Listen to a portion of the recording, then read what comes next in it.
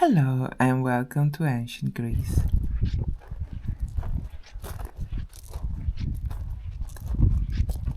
Let's have a walk about the Acropolis of Amphipolis.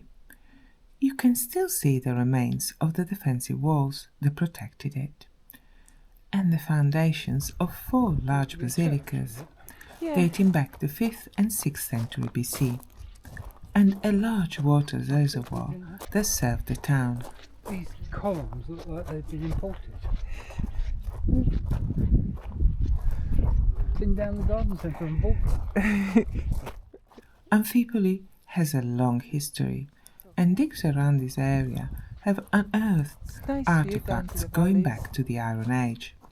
However, Amphipolis is most famous for being the place from where Alexander the Great started his campaigns into Asia Minor, modern-day Turkey, the Persian Empire, modern-day Iran, and eventually went all the way to India. Okay.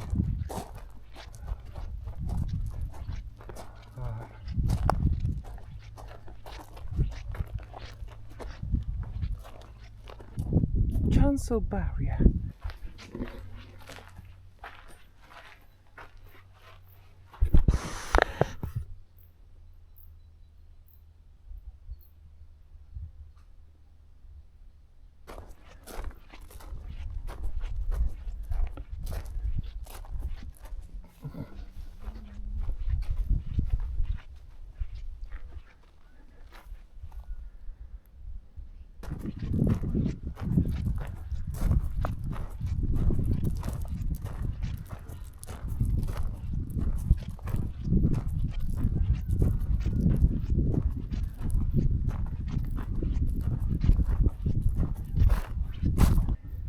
This is basilica from the second half of the 5th century AD, early Byzantine church of the three-arched basilica type.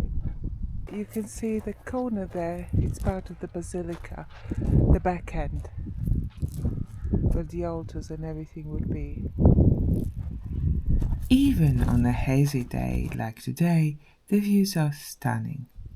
However, let's think like an ancient commander. From up here you can see the Strymónas River and its delta all the way into the Aegean Sea. More importantly, you can see who is coming way before they get to you. And in ancient times, the Strymónas River opened up into a lake where your fleet could shelter during bad weather, and where you could get your triremi and your army ready for the next campaign. Thanks to the fertile land and the sophisticated water management of ancient Greeks, the area could support a large population, as well as cater for an influx of thousands of soldiers during the time of Alexander. Water management was key to ancient Greece, not only for agriculture, but also for the development of cities. As you walk about the site, you may spot the odd bit of terracotta pipes. They were used to deliver water around the city. A large open-air cistern with a maximum depth of 270 meters. Its massive walls average width of 1.5 meter and floor consists of successive layers of stones and bricks, while a strong hydraulic motor covers the surfaces. I could not find much details about the pumps used to move the water about, although I'm inclined to think that most of the work was done by gravity and sluices or sliding gates. However, the pumps used could have been either Ctesippus force pump or Archimedes screw pump. Let me know in the comments below if you know which pumps were used here. This is abandoned, you might as well use the stone.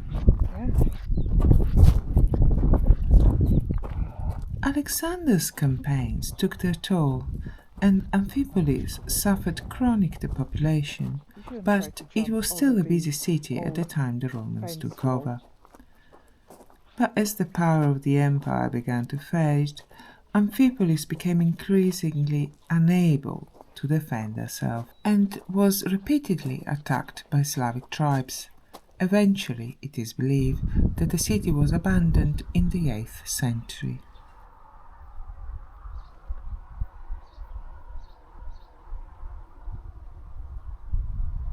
For Alexander the Great, top generals.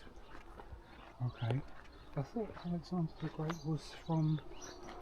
Oh no, he was from Macedonia. So Yes. this is what Macedonia did. The archaeological digs in the area have uncovered a wealth of artifacts, and some of them have found a new home here.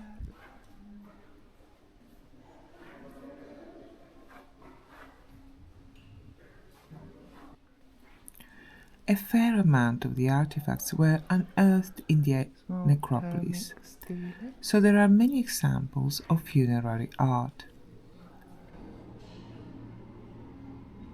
Articlekitos, Corinthian exteriptron,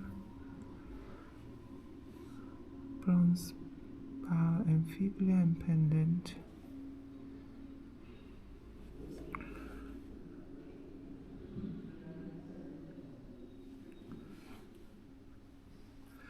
Number 11 is a golden map.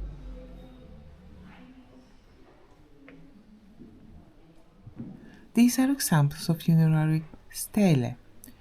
They were used to mark the burial place.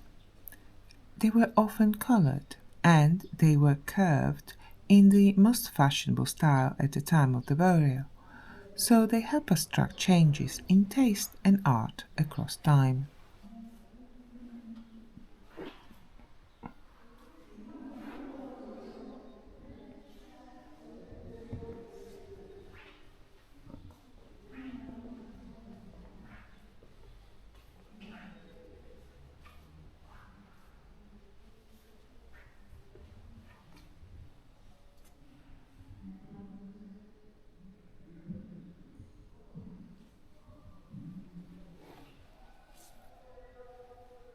This commemorative bust still retains some of its original colours, and we can get a sense of how important and cherished colours were in antiquity. Interestingly, you can see the remnants of the colour. Most statues were coloured in ancient Greece.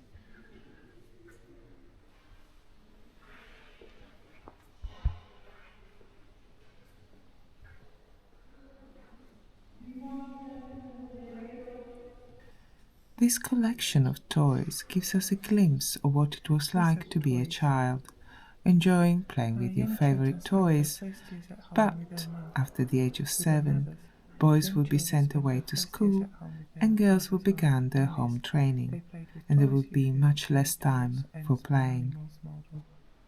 Vases and furniture. From the age of 7, boys went to the school where girls remained at home learning how to spin, weave and cook. At the peak of its success, it was not unusual for the wealthy locals to bury jewellery with their former owners, although most jewellery was passed down the generation as heirlooms. This is a lukitos. It often contains the olive oil specifically used to anoint the dead. As Alexander the Great's empire expanded into North Africa and the Near East, new and exotic goods began to arrive, and Greek artists were quick to incorporate these new influences in their work. And one of the results was an explosion in the market for fashionable gold jewellery. But from these samples on display, you can see that ancient Greeks loved their bling, like this gold wreath worn by men, often inlaid with pearls and dazzling gems or semi-precious stones. Women loved their earrings and gold diadems, but rings, bracelets and necklaces were very popular too. But to bling yourself up properly, you need a mirror, and in ancient Greece, mirrors were made of highly polished metal.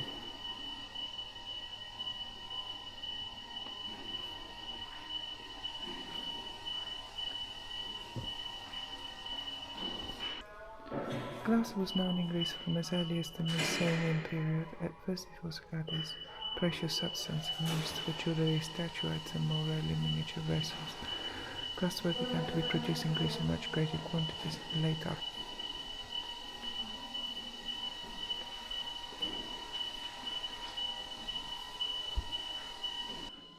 This is a crater. They were used to mix and dilute the wine. The most common style of wine in ancient Greece was sweet and aromatic. Wine was almost always diluted, usually with water. The Greeks believed that only barbarians drank unmixed or undiluted wine. This is a koulex. It is a type of cup specifically used to drink wine at symposia. The inner basin is decorated, and at the bottom there is a figure or a scene inside what is called a tondo, so that as you drank, you got to see more and more of the picture, and the images were chosen to delight and amuse the drinker. The wealthy partied at home in rooms dedicated to holding the symposium, while the less well-off went to the capelleion to drink and have a good time. There is one more stop on this little tour of ancient Amphipolis. One of Alexander's the Great top generals, Laomedon, was buried close to the river Strymónas, and the lion apparently marks the spot. And of course, as instructed by Google Photos, I did the silly pose in front of the lion. A 4th century BC funerary monument set up in honor of the Admiral Laomedon from Lesbos, a devoted companion of Alexander the Great. The monument was restored on a conventional pedestal at the site where it was found, near the old bridge.